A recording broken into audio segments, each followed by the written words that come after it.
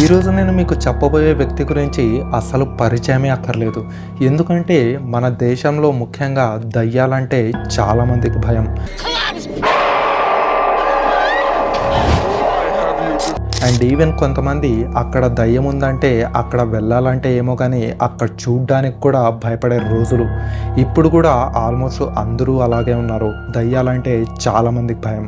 కాకపోతే అలాంటి సిచ్యువేషన్లోనే దయ్యాలని సైంటిఫిక్గా అసలు ప్రూవ్ చేయాలి, ఇవి ఉన్నాయా లేవా అని ముందుకొచ్చిన వ్యక్తే ఈ యొక్క గౌరవ్ తివారీ. अगर आप में हिम्मत है तो चल के मेरे सामने आइए.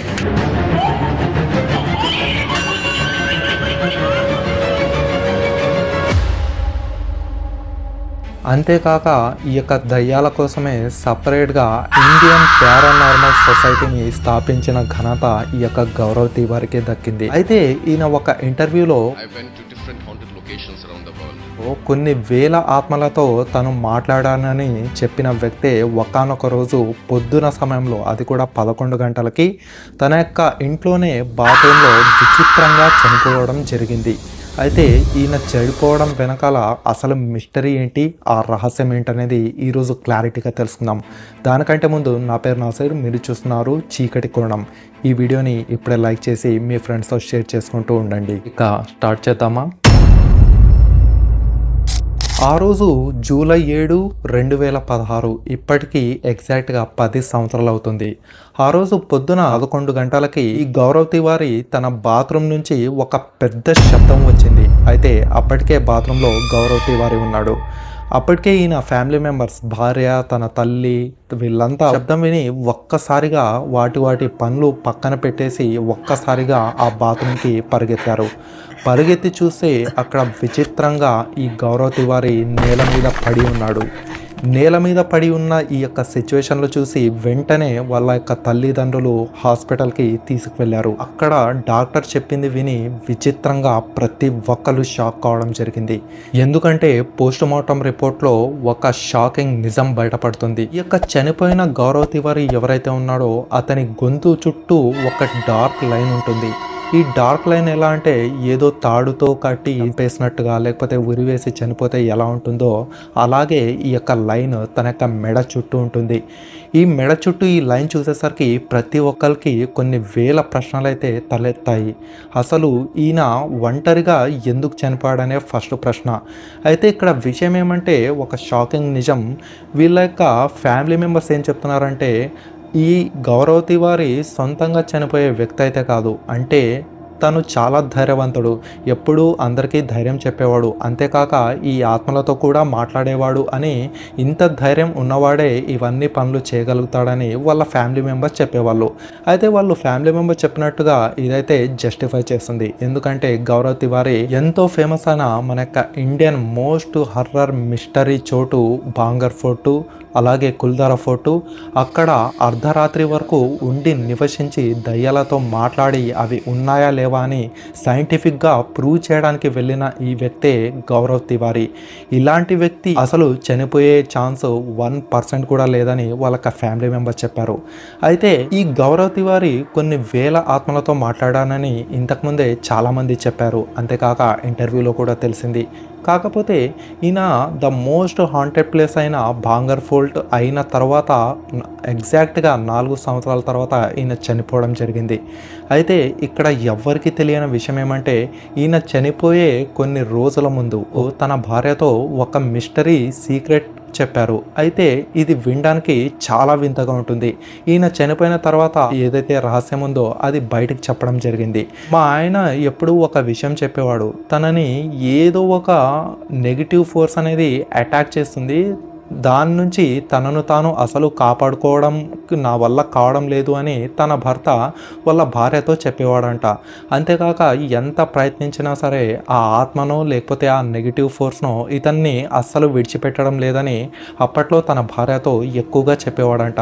ఈ విషయం డైరెక్ట్గా తన భార్యనే చెప్పడం జరిగింది పబ్లిక్గా. అయితే ఇక్కడ మిస్టరీ ఏమంటే, ద మోస్ట్ ఇండియన్ హాంటెడ్ ప్లేస్కి వెళ్ళినా సరే ఏం కానీ మనిషి అక్కడి నుంచి స్వేచ్ఛగా తిరిగి వచ్చిన మనిషి ఇంటికి వచ్చాక ఎలా జరిగిందని. అయితే ఇక్కడే చాలామంది ఏం చెప్తున్నారంటే, అక్కడ వెళ్ళి వచ్చిన తర్వాతనే ఈయనకు కొన్ని సంవత్సరాల తర్వాత అయ్యింది. ఇక్కడ విషయం ఏమంటే అక్కడ వెళ్ళి వచ్చిన తర్వాత గౌరవ్ తివారీ ఎక్కడికి వెళ్ళినా సరే ఒక డైలాగ్ కామన్గా చెప్పేవారు.